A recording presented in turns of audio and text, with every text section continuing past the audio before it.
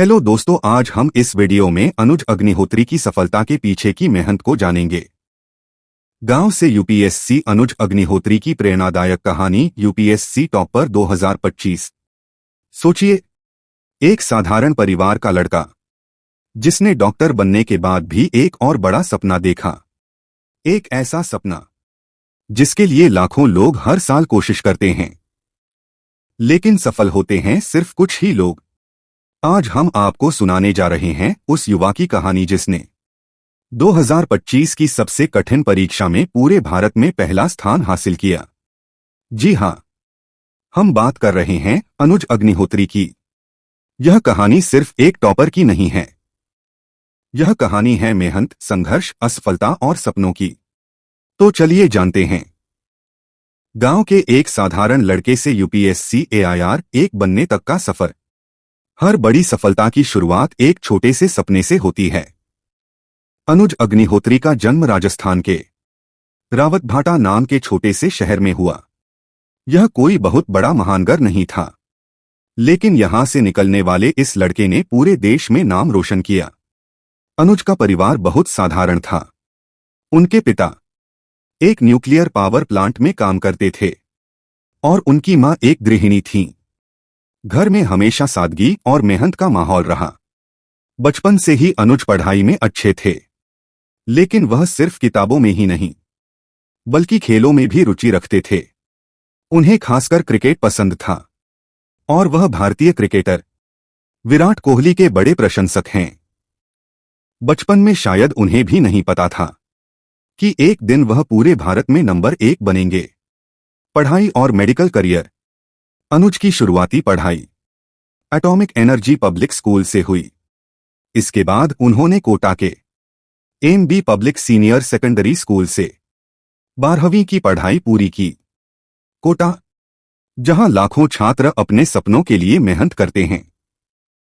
यहीं से अनुज ने मेडिकल की तैयारी शुरू की। कड़ी मेहनत के बाद उन्होंने देश के प्रतिष्ठित मेडिकल कॉलेज AIIMS जोधपुर में MBBS में एडमिशन लिया। PW लाइव AIIMS में पढ़ाई करना अपने आप में बड़ी उपलब्धि है, लेकिन अनुज के मन में कुछ और करने का सपना था। वह सिर्फ डॉक्टर नहीं बनना चाहते थे, वह समाज में बड़ा बदलाव लाना चाहते थे। डॉक्टर से यूपीएससी एस्पिरेंट MBBS पूरा करने के बाद अनुज के सामने 2 रास्ते थे। एक डॉक्टर के रूप में करियर, 2 प्रशासनिक सेवा में जाना। उन्होंने दूसरा रास्ता चुना। उन्होंने तय किया कि वह देश की सबसे कठिन परीक्षा देंगे, यूपीएससी सिविल सर्विसेज एग्जामिनेशन। यह वही परीक्षा है जिससे IAS, IPS और IFS अधिकारी बनते हैं। लेकिन यह परीक्षा इतनी आसान नहीं होती। हर साल लगभग 10 लाख से ज्यादा लोग आवेदन करते हैं, लेकिन सिर्फ कुछ 100 लोग ही अंतिम सूची में आते हैं। फिर भी अनुज ने हार नहीं मानी। यूपीएससी की तैयारी 10-14। यूपीएससी की तैयारी किसी मैराथन से कम नहीं होती।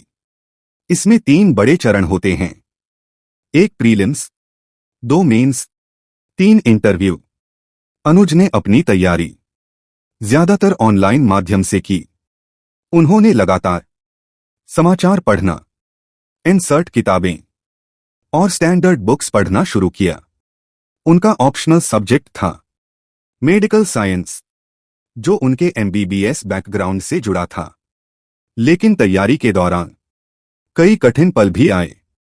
कभी कभी लगता था कि शायद यह सपना पूरा नहीं होगा, लेकिन अनुज ने हार नहीं मानी। असफलता और तीसरा प्रयास।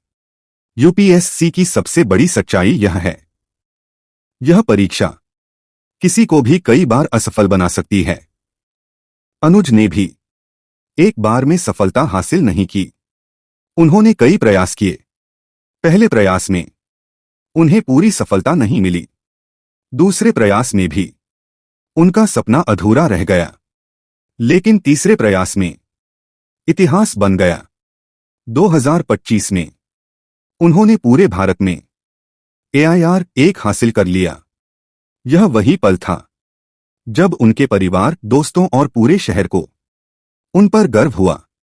यूपीएससी 2025 का रिजल्ट 6 मार्च 2026 को यूनियन पब्लिक सर्विस कमीशन ने सिविल सर्विसेज एग्जाम 2025 का रिजल्ट जारी किया और उस सूची में सबसे ऊपर नाम था अनुज अग्निहोत्री।